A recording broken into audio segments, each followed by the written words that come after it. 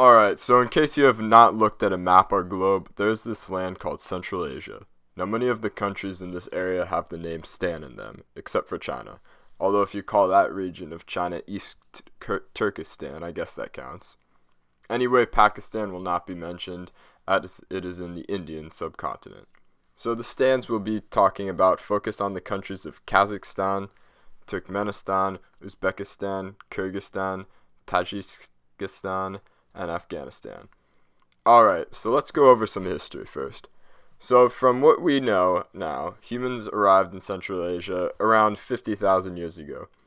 According to the Kurgan hypothesis, the northwest part of Central Asia is where the Indo-European languages arose. What is that, you might ask? Well, it is a language that now is spoken by a majority of the population in here. So yeah, not a big deal. I'll probably make a future video about the Indo-Europeans. So anyway, the first real cultures we get out of here are the Indo-Europeans, probably relatives of Persians, but over time nomads like the Huns, Mongols, and Turks would mix into the cultural melting pot that is Central Asia. So there were many foreign empires that rivaled for control over Central Asia, first being the Persians in the south, Xiongnu, I'm sure I butchered that.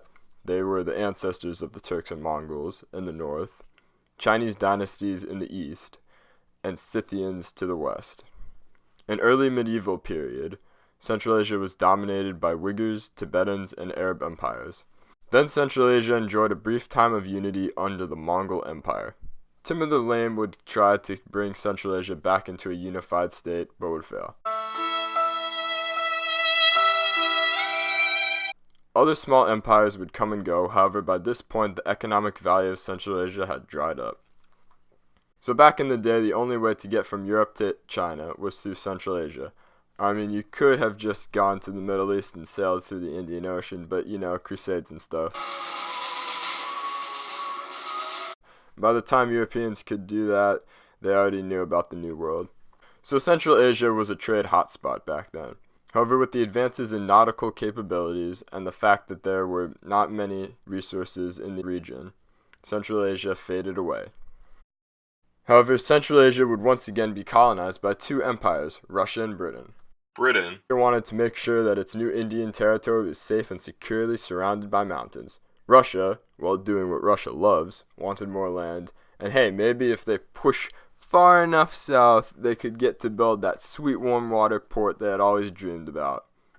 So Central Asia basically became divided between Russia and Britain, with an Afghanistan as a border. Finally, after the Soviet Union's collapse, Central Asia was free. So is Central Asia relevant? Well, no. I mean, Central Asia can never compete with their power-hungry neighbors Russia and China. Are the countries prosperous? Again, no. Kazakhstan's GDP is decent, and Kyrgyzstan actually managed to score partially free on the Freedom Index, but they are still not looking so good. So are they relevant? Well, there is a good amount of oil and natural gas. However, this will probably only further weaken Central Asia, as it does not have the infrastructure to develop it, and most of their governments will probably give in to foreign powers and just sell them the energy, and not a dollar will go to the people.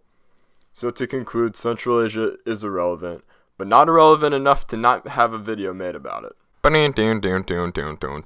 This is copyrighted. So anyway, I hope you guys liked this video and I hope you subscribe.